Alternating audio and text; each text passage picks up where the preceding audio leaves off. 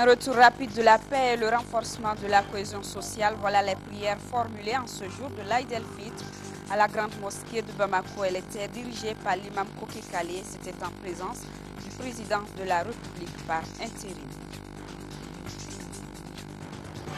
Sécurité alimentaire à Djenné, la campagne agricole 2011-2012 a été globalement déficitaire. N'eût été l'intervention de l'État, certaines communes du cercle auraient certainement connu la famine. Une équipe de reportage conduite par Lamine Tchikoura Koulibaly a fait un tour à la foire hebdomadaire de Djenné. Une page culture dans cette édition, elle nous amène à Sikasso, berceau de la culture Sénoufo. Nous irons à la découverte du centre culturel Sénoufo, un impressionnant site historique sur l'homme Sénoufo. Bonsoir à tous et bienvenue à cette édition. Le Mali a célébré aujourd'hui l'Aïd el-Fitr qui marque la fin du mois de Ramadan, une fête qui intervient cette année dans un contexte de crise avec notamment l'occupation des régions du nord du pays. Au cours de la prière à la grande mosquée de Bamako, l'imam Koké Kalé a souhaité un retour rapide de la paix et appelé tous les Maliens à prier davantage pour renforcer la cohésion sociale. C'était en présence du président de la République par intérim. Ibrahima Traoré était présent pour Mali Actualité. Jour de l'Aïd el-Fitr à Bamako, dès 8 h, du beau monde converge vers la grande mosquée, un moment solennel pour la communauté musulmane de rendre hommage au tout-puissant Allah après un mois d'intenses prières, d'invocations et de privation de nourriture, de l'aube au crépuscule, en file indienne ou en groupe. Certains formulent des louanges et glorifient Dieu. Parmi les fidèles musulmans, le président de la République par intérim, accueilli à son arrivée par le chef du gouvernement. Il est 9 h, l'imam Koké Kalé dirige la prière.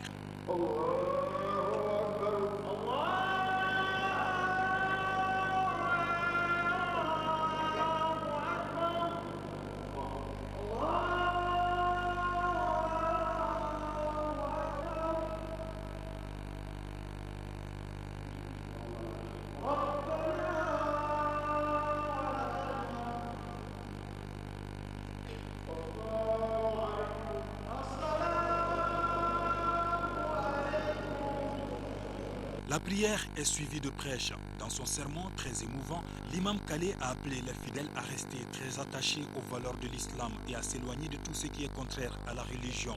Occasion pour lui de souhaiter un retour rapide de la paix au Mali, notamment dans le nord du pays occupé par des islamistes. Et le chef de l'État de saisir cette opportunité pour inviter une fois de plus ses compatriotes à l'unité pour faire face aux énormes défis du pays. Dans ces circonstances difficiles que traverse notre pays, c'est toujours le même message. Un message d'unité, un message de solidarité, un message de tolérance et un message de courage. Je pense qu'aujourd'hui, ce dont les Maliennes et les Maliens ont le plus besoin, c'est l'union sacrée. L'union sacrée pour notre pays, l'union sacrée pour notre démocratie. Et je pense qu'aujourd'hui, nous devons taire toutes nos différences et ne penser qu'à une seule chose, à ce pays qui a tant souffert et qui a besoin qu'on l'aide. Je crois que les premiers qui peuvent l'aider, ce sont ses propres fils. Je voudrais dire aux populations du nord du Mali, ceux qui sont restés sur place, ceux qui se sont réfugiés dans des pays voisins, ceux qui se sont déplacés à l'intérieur du pays, que nous souffrons encore plus que le martyr qu'ils vivent. Et je voudrais leur dire de ne pas désespérer, de savoir que leurs frères, leurs concitoyens maliens, où qu'ils soient, au nord, au sud, à l'est et à l'ouest, ils pensent à eux. Inch'Allah, avec la grâce de Dieu, nous allons faire en sorte de mettre fin à leur souffrance et à leur martyr. Ce moment est l'occasion pour les croyants de raffermir leurs liens de solidarité et d'entraide. À la fin de la prière, fidèles musulmans, autorités religieuses, administratives et représentants du corps diplomatique accrédités au Mali se souhaitent mutuellement les faveurs de l'Aïd el-Fitr, marquant la fin du mois de jeûne. De la mosquée, direction la résidence du président de la République par intérim, Dioncounda Traoré a reçu les vœux du chef du gouvernement, des présidents des institutions et du corps diplomatique accrédité dans notre pays. Tous ont naturellement souhaité un retour rapide de la paix au Mali. Amadou Sankari. Nous sommes solidaires au Mali en ce moment difficile de son histoire. C'est en ces termes que le doyen du corps diplomatique, son Excellence Abou Raba, s'est adressé au président de la République par intérim, Dioncounda Traoré. Pour le diplomate, déjà, l'idée de former un gouvernement d'union nationale est une initiative à saluer. Monsieur le Président, vous connaissant comme étant un homme rassembleur, avec une longue expérience de militantisme politique, la communauté internationale, vos pairs d'Afrique et de la Oumma islamique font confiance en votre capacité à coudre le tissu du Mali pour unir les forces politiques et militaires dans le but de conduire la lutte nationale, épaulée et soutenue par les amis et frères du Mali, pour le recouvrement de l'unité et de l'intégrité territoriale du Mali, et ainsi éviter un embrasement de la sous-région dans un conflit à multiples facettes. Nous tenons à vous féliciter pour l'initiative de la formation d'un gouvernement d'union nationale qui permettra de gérer dans les règles de la transition, de mener à bien les actions concrètes de libération des régions du nord du Mali, mais aussi d'organiser des élections démocratiques qui mèneront à une stabilité du Mali et à la bataille réelle de ce cher pays qui est celle de développement économique et social tant souhaité par le peuple malien. Prenant la parole, le président de la République par intérim a laissé entendre que le Mali fonde beaucoup d'espoir sur ses amis. Notre vœu aujourd'hui au Mali est le même que le vôtre. C'est que les difficultés que nous connaissons, la tragédie que le peuple malien vit dans la partition de son territoire, dans l'occupation des régions nord du pays, par différents groupes armés, qui commettent toutes sortes d'exactions, parfois au nom de notre religion, mais des actes où nous ne reconnaissons pas notre religion. Notre vœu, c'est que cette stratégie prenne fin, que nous arrivions à libérer les territoires occupés, que le calme revienne dans ce pays, que la paix revienne dans ce pays, et que nous reprenions notre travail de développement pour le bénéfice des populations et des musulmans de ce pays. Je vous remercie pour les paroles que vous avez prononcées, parce que pour l'accomplissement de ce vœu, nous avons encore et toujours besoin de vous. Vous qui avez manifesté depuis le début de l'année cette formidable solidarité, cet attachement à l'intégrité territoriale du Mali, et qui n'avait pas non plus ménagé vos bénédictions, parce qu'elles sont aussi importantes, et que Dieu nous protège, qui nous inspire. Inch'Allah. Auparavant, le professeur Dioncounda Traoré avait reçu les vœux du Premier ministre Dr Cheikh Modibo Diarra et ceux des présidents des institutions de la République. Tous ont prié pour que le Mali retrouve sa stabilité d'antan. Nous restons toujours dans la mouvance de la fête. Une de nos équipes de reportage s'est intéressée à l'ambiance après la prière. Ce sont les salutations d'usage pour certains et les recueillements pour d'autres, et pour tous des prières pour que le pays recouvre son intégrité territoriale. Alpha Maïga, reportage.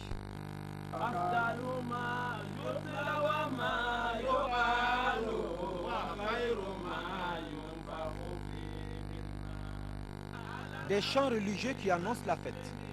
Des mouvements un peu partout ce samedi dans les rues de la capitale. Petits, grands, tous bougent. Après la mosquée, c'est l'heure des visites aux parents aux amis, aux voisins.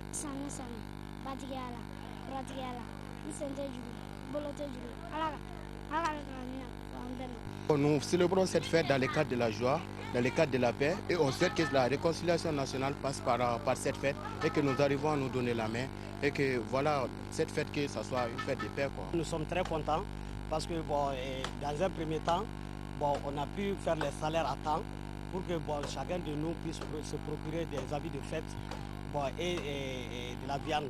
Pour cette année 2012, la fête de Ramadan a lieu dans un contexte de crise. Un sentiment de frustration parce qu'avec le problème du Nord, on voudrait quand même dans ce pays-là que ça soit un pays un et indivisible. On ne voudrait vraiment pas que ça soit un État dans un autre État. La question du Nord, je souhaite toujours pour la génération future d'être conscient des problèmes.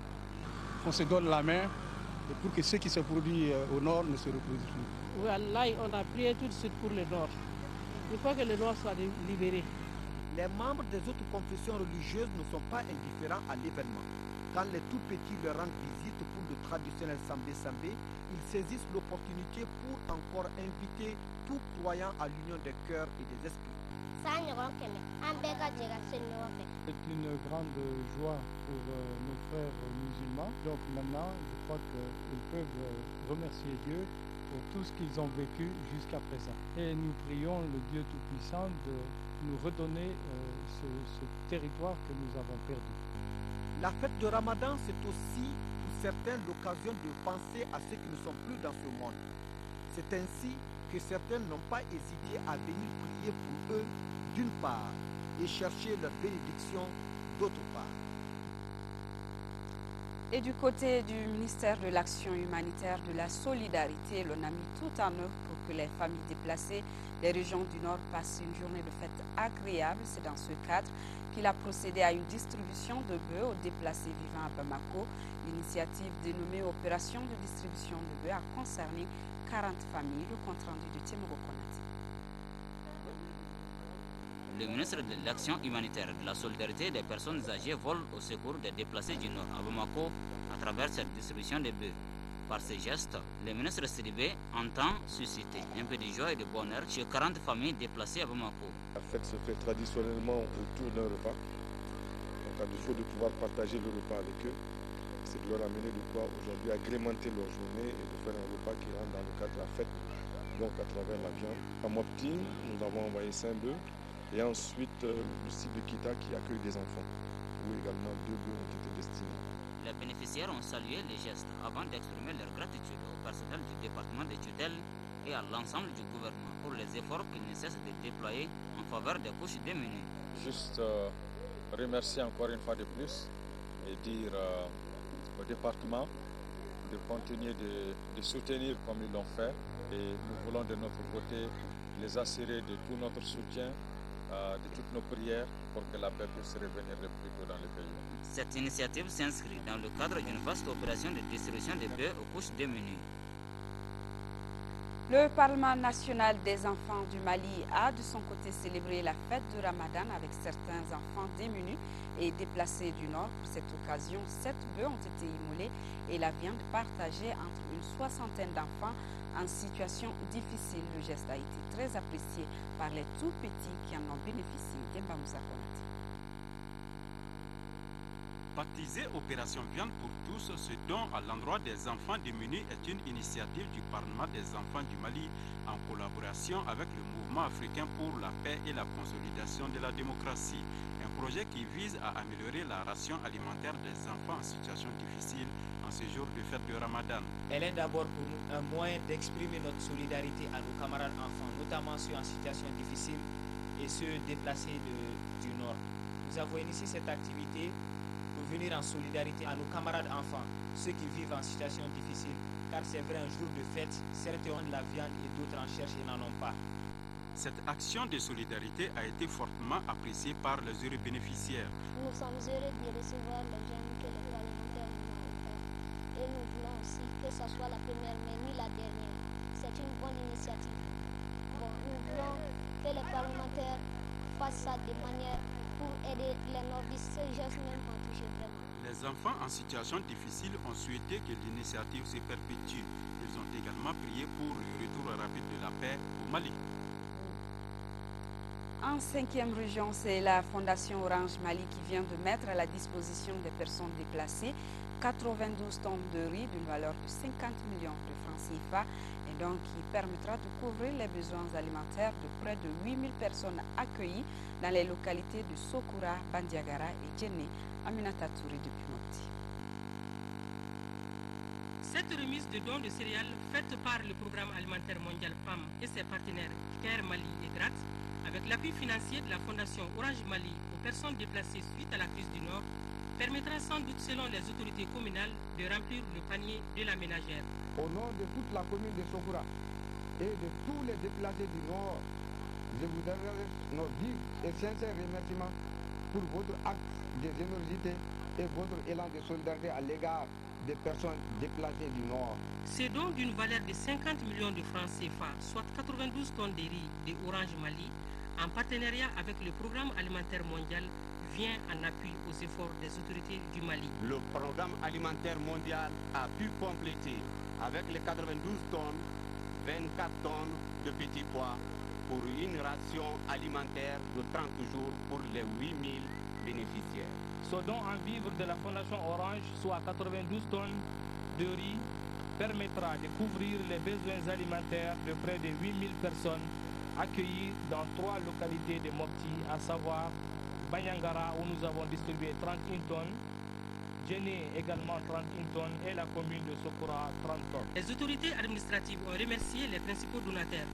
Le présent programme sera exécuté par l'ONG GRAT et CARE Mali. Nous restons sur place, plus de 32 millions de francs CFA, c'est le coût du projet de sécurité alimentaire dont les activités viennent d'être lancées dans le cercle de Bandiagara. Les 21 communes du cercle bénéficieront des vivres à travers ce projet financé par la ville de Rennes en France dans le cadre de son partenariat avec le conseil de cercle de Bandiagara. Il y a beaucoup de comptes rendus. Fruit du partenariat entre la ville de Rennes en France et le conseil de cercle de Bandiagara, le financement du projet de sécurité alimentaire à hauteur de 32 750 000 francs CFA est destiné à l'achat des vivres au bénéfice des populations les plus vulnérables du cercle de Bandiagara. Le projet couvrira 21 communes du cercle et comporte 4 volets, à savoir la distribution gratuite de 31 tonnes de riz et 5 tonnes de mil, la vente subventionnée de 30 tonnes de riz, 1000 sachets de misola pour la nutrition des enfants et 1 tonne de semences oignons qui servira d'appui aux producteurs. Une attention toute particulière sera accordée aux populations déplacées. Pour la réussite de ce projet, nous demandons à tous les maires de s'y mettre pour lever les défis qui sont les leurs. Je voudrais, à ce jour mémorable, remercier la ville de Rennes pour avoir manifesté encore sa solidarité vers la population du cercle de Bandiagara. Pour sa part, l'autorité de tutelle n'a pas manqué de saluer l'évolution positive du jumelage Rennes-Bandiagara. Ce jumelage coopération s'est consolidé pour embrasser plusieurs sous-secteurs de l'économie, dont entre autres l'éducation, la santé, l'eau, l'appui à la décentralisation, la sécurité alimentaire qui fait l'objet de la présente cérémonie. A noter que la coopération Rennes-Bandiagara remonte en 1985. Je vous l'annonçais au sommaire, la campagne agricole 2011-2012 a été globalement déficitaire. N'eût été l'intervention de l'État malien et le secours des partenaires locaux, certaines communes du cercle de Djenné auraient certainement connu la famine. La foire hebdomadaire de Djenné, qui garde son caractère rural, malgré la présence de produits manufacturés, est le lieu où s'observe le mieux les conséquences de la crise alimentaire sur les familles. Lamine Tchekoura Koulibaly y a fait un tour. La foire hebdomadaire de Djenné se tient tous les lundis. Selon certaines sources locales, le lundi a été choisi comme jour de foire parce que le prophète nommé, paix et salut sur lui, est né un lundi. Et tout ce qu'on entreprend ce jour est appelé à prospérer. Ici, l'islam est au début et à la fin de toute chose. La foire de Djenné a un caractère national. Les produits proposés sont essentiellement agricoles. Mais l'année dernière, la campagne agricole a été déficitaire. Environ 45% de la production attendue. La production attendue étant de l'ordre de 17 000 et donc le déficit que nous avons enregistré est de l'ordre de 25 000 tonnes environ. Pratiquement l'ensemble des communes ne concernées par ce déficit-là. Le déficit céréalier provoque alors une crise alimentaire. Elle est durement ressentie par certaines couches sociales au point de modifier leurs habitudes alimentaires.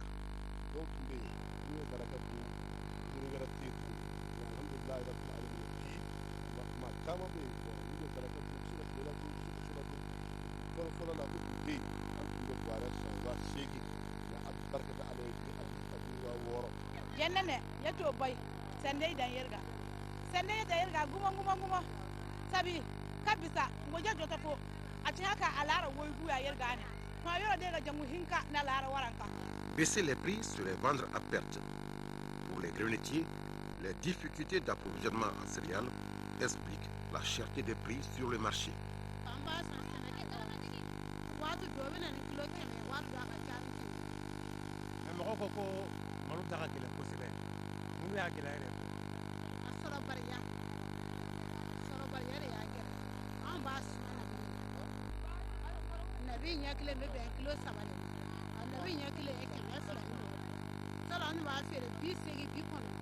Heureusement, les autorités nationales ont vite pris la mesure du problème et engagé aussitôt des actions jugées sanitaires. En termes de distribution gratuite, le commissariat à la sécurité alimentaire a intervenu et nous avons pu bénéficier d'un stock relativement important et que nous avons distribué entre les populations des communes concernées. Nous avons d'autres partenaires, notamment des partenaires de proximité, qui ont également emboîté le pas pour apporter une solution à la souffrance des populations. Si la répartition des pluies dans le temps et dans l'espace permet d'espérer avoir une bonne campagne agricole cette année, les Djenekés demeurent convaincus que leur salut viendra à terme de la réalisation du barrage. Il développera à la fois la riziculture, la pêche et l'élevage. La page culture de cette édition nous amène à Sikasso. La ville fascine depuis des lustres à cause de nombreux événements historiques dont elle a été le siège. Sikasso possède également de nombreux et mystérieux sites culturels. Et depuis 2005, cet impressionnant parc des sites touristiques s'est renforcé avec l'édification du centre culturel Sénoufo. À la fois centre de recherche et musée, le centre pour la promotion de la culture Sénoufo édifie, aide et impressionne sur l'homme Sénoufo. Visite guidée du temple de la culture Chenara ou Sénoufo avec Sidi Djurté depuis Sikasso. Situé dans le nouveau quartier administratif de Sikasso, le centre de recherche pour la promotion de la culture Sénoufo, à l'est du lycée Monseigneur Didier de Monteclo, édifie le profane, aide le chercheur, impressionne tout simplement les curieux sur le passé, le présent et l'avenir du Sénoufo. Cela à travers une salle d'exposition de statuettes, masques, textiles, instruments de musique issus d'une collection de 1500 objets culturels. Le premier thème, c'est les étapes de la vie humaine en milieu Sénoufo, c'est-à-dire de la naissance jusqu'à la mort. Le deuxième thème, c'est les connaisseurs du monde Sénoufo. Par exemple, les chasseurs, les bouffons, les guérisseurs, les forgerons, etc. Après ça, le troisième thème, ça c'est la tradition orale qui est très très importante dans le milieu Sénoufo. Recherche, sauvegarde, valorisation, ce sont là des objectifs prioritaires assignés au musée Sénoufo de Sikasso pour un patrimoine culturel au service du développement. Puisqu'il y a les Sénoufo au Mali, en Côte d'Ivoire et au Burkina, donc c'est vraiment un facteur d'intégration parce que ce même musée-là, il y a une partie aussi au Burkina Faso. Mais l'essentiel se trouve ici au Mali. Donc c'est un facteur d'intégration entre le Mali, la Côte d'Ivoire et le Burkina Faso parce que c'est à ces trois pays qu'on retrouve au niveau de ces trois pays qu'on retrouve les Sénoufo. Ces objets d'art, ce n'est pas seulement pour les Sénoufo. Il y a beaucoup d'autres ethnies qui sont concernées. Et ça, c'est très important pour nous parce que nous voulons nous ouvrir aux autres cultures. Donc, vous allez trouver l'ethnie Bamana qui est représentée. Il y a les Mianka, il y a les Dogons, les Bois, on dit les Bois, on peut dire les Bobo, quoi. Donc tous ces gens sont représentés ici. Ceux qui veulent, qui ont des thèmes concernant des recherches. Je vais parler des étudiants. Donc ils vont trouver beaucoup de documents concernant la culture sénoufo et même d'autres cultures. Et donc ils peuvent venir faire des recherches au niveau de ces musées-là. À la fois centre de recherche et musée, le musée sénoufo de la capitale du Kénédougou s'attelle aussi à la vulgarisation du patrimoine culturel sénoufo par des transcriptions de la tradition orale, la production de supports linguistiques, la création et l'animation des bibliothèques d'anthropologie, entre autres. Les activités, c'est les enquêtes dans les points de brousse. Bon, ces enquêtes sont surtout menées par les promoteurs et le père Emilio Esquidero. Au cours de ces enquêtes, il fait des enregistrements sur cassettes audio et cassettes audiovisuelles. Une fois qu'il est là avec ces cassettes, il nous les donne, nous les écoutons, nous les transcrivons, textus en sénoufo, en utilisant bien sûr l'alphabet phonétique international. Et après ça, on traduit ça en bon français, on les informatise pour la publication. Ce centre qui fait figure de pionnier dans la valorisation de la culture générale à l'échelle sous-régionale est le fruit de l'attachement des missionnaires espagnols à la sauvegarde de l'identité culturelle sénoufo. C'est une joie pour moi de pouvoir réaliser la naissance, d'être la naissance et à la promotion de ces centres culturels sénoufo. Sacrifice dans la vie, on ne peut rien trouver sans se fatiguer, et c'est évident qu'il y a eu de la fatigue, il y a eu des soucis, mais il y a eu beaucoup plus de joie que de peine. Et les centres culturels sénoufo, ce n'est pas que le musée, il y a aussi les volets d'investigation, de recherche au point de vue langue, au point de vue tradition orale. Mais le musée, les bâtiments et tout, ça a pu coûter 150 000 euros. L'œuvre bâtie dans le Kénédougou par le père Emilio Escudero est tout simplement exceptionnelle et une invite à l'appropriation des valeurs positives de notre passé. Des fois, quand on parle du patrimoine culturel, on ne parle pas d'un passé qu'il faut laisser de côté d'une façon statique, mais la culture va aussi à l'avance. Je voudrais, pour moi, la culture, ce n'est pas le Casambanco. Moi, je demande aux gens qu'ils puissent améliorer leur habitat, mais garder ce qui fait le fond de la culture, que c'est la tradition orale, les proverbes, les contes, les chants des chasseurs, la religion traditionnelle aussi. Prémisse d'une muséographie dans la commune urbaine de Sikasso, le musée sénoufo a la particularité de plonger le visiteur dans la riche et diversifiée culture sénoufo, palliant ainsi un vide à l'échelle de la 3e région, l'absence jusque-là d'une mission culturelle dédiée à l'ethnie sénoufo. Voilà, faites un tour à Sikasso pour découvrir plus sur la culture Chénara ou Sénoufo Sport Football, deuxième journée de la Coupe de la Confédération. Le Djoliba AC se contente du match nul face à l'AC Léopard du Congo. Les Rouges de Bamako ont été cueillis à froid en encaissant dès le début de la rencontre avant d'égaliser à quelques minutes de la fin du match. Le compte-rendu de Aldumatina. Face au Djoliba Athletic Club, l'entraîneur de l'AC Léopard de Dolisie du Congo-Brazzaville, Joseph Maurice, avait laissé entendre qu'il était venu à Bamako pour chercher la victoire lors de cette deuxième journée de la Coupe de la Confédération. Difficile ainsi de voir les Congolais en tout blanc fermer le jeu devant les Rouges de Bamako. Mieux organisé avec un jeu beaucoup plus léché et cohérent, les Congolais ont reçu sur l'ouverture du score dès la 4e minute. Bébé Ndé Rudu à la réception d'un centre parfait ouvre la marque. C'est la surprise totale au stade Omsouar Modibo Keïta. Les Rouges, privés de leur entraîneur et de quelques cadres, vont complètement passer à côté de leurs 45 premières minutes. Des retours des Oranges, le Djoliba va tenter de se ressaisir dans l'optique de revenir au score. Mais les Congolais ne voulaient pas entendre cette oreille. Les Djolibis insistent et parviennent finalement à recoller au score. Le pied gauche d'Alou Bagayogo, d'une frappe limpide, va sauver les siens d'une défaite qui profilait à l'horizon. Le match a été un peu difficile pour nous parce que le début, on a pris un but matinal qui nous a vraiment coûté cher, surtout en première mi-temps. Mais en deuxième mi-temps, on a pu gérer et puis avec quelques changements, bon, heureusement on a pu avoir un match nul. L'équipe est un peu fatiguée et l'équipe a besoin de se reposer un peu.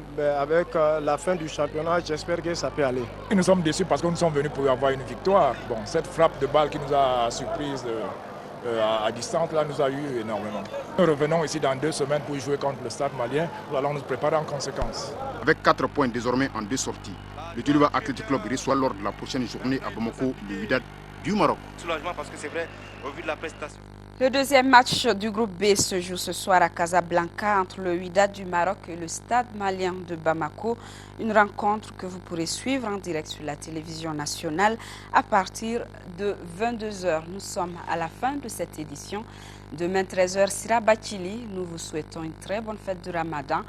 À notre très chère patrie, nous souhaitons la paix et la cohésion sociale dans le pardon. Pour nos parents des régions du Nord vivant sous occupation, nous vous avons dans nos pensées et actions une façon de dire que nous ne vous oublions jamais. Excellente soirée et à demain 20h. S'il plaît, adieu.